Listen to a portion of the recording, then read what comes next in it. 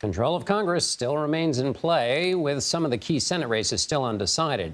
In Arizona, incumbent Senator Mark Kelly has a lead over Trump-backed challenger Blake Masters. Election officials there say it could take until at least Friday until all the votes are counted.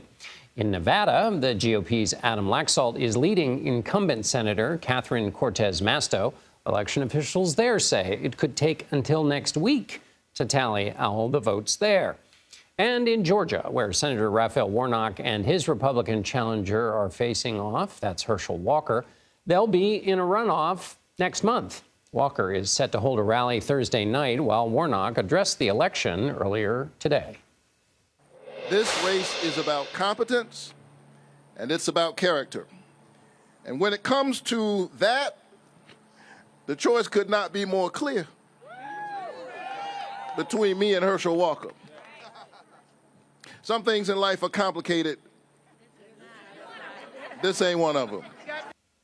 CBS News congressional correspondent Scott MacFarlane joins me now for more from Washington. Hello, Scott. It's good to see you. We just heard from Raphael Warnock on Thursday. He spoke. What is Warnock and Walker? What do they have to do now that they have a special election that might be different than what they just did for the previous election, or is it just the same?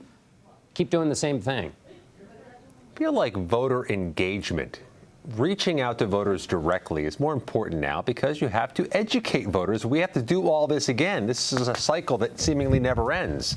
Raphael Warnock, if you think about it, John, is running for this Georgia U.S. Senate seat for the fourth time in 2 years. He needed a general election in 2020 and a runoff in 2020. A general election this year, now a runoff this year.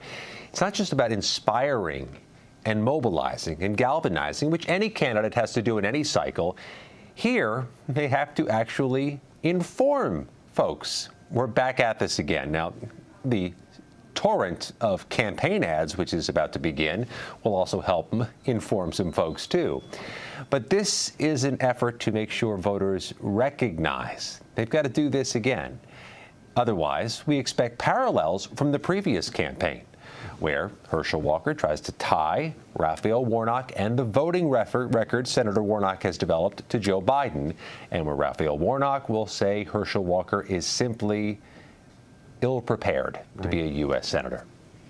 And this race will change in atmospheric pressure if it becomes a race that determines control of the Senate, which we don't know dramatically yet. We got to wait for Nevada and Arizona. But holding that as an asterisk for this next question, is there any wisdom about whether this situation of a runoff is better for either candidate? Because, for example, Governor Kemp is no longer on the ballot, and Brian Kemp, the Republican, very popular, won by a big margin over Stacey Abrams.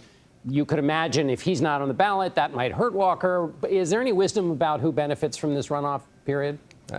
That's a good question, because I've been asking it of every person I can in Georgia over the past 72 hours. All of this has been upending conventional wisdom. The traditional wisdom was that Republicans are benefiting in runoff elections generally because they have a more, reliable base of voters. That's why they tend to do better in off-year elections in many places. But that was all upended in 2020 when the Democrats both sprung upsets in the runoff elections in Georgia Senate races. Donald Trump was playing a role there, no doubt. Will he play a role this time? Will he make an announcement between now and 4 weeks from now when this runoff election happens? If so, that would certainly be to the advantage of Raphael Warnock. But also, you got to keep in mind, Raphael Warnock outpaced the Democratic gubernatorial candidate, Stacey Abrams, sizably 3 days ago, which means that Brian Kemp not being on the ballot, Stacey Abrams not being on the ballot, may not have as dramatic an impact because these races seem to be somewhat independent of each other. There were split-ticket voters. All the calculations are more difficult, which means the long and short of it is that we don't know. All right, I'm going to take you out west. What's happening in Nevada? Well, there are more sowing of the seeds of suspicion from Republicans in Nevada, questioning that if the counting is taking so long, does that mean the results are not to be trusted?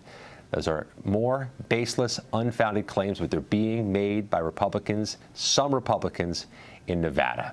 it takes time. There are mail-in ballots that take time to process. What's more, in Nevada, John, ballots that were postmarked properly before the end of Election Day can still be received and must be counted if they arrive before Saturday. So there are still ballots that have yet to arrive that will fairly and fully be counted. It's going to take some time.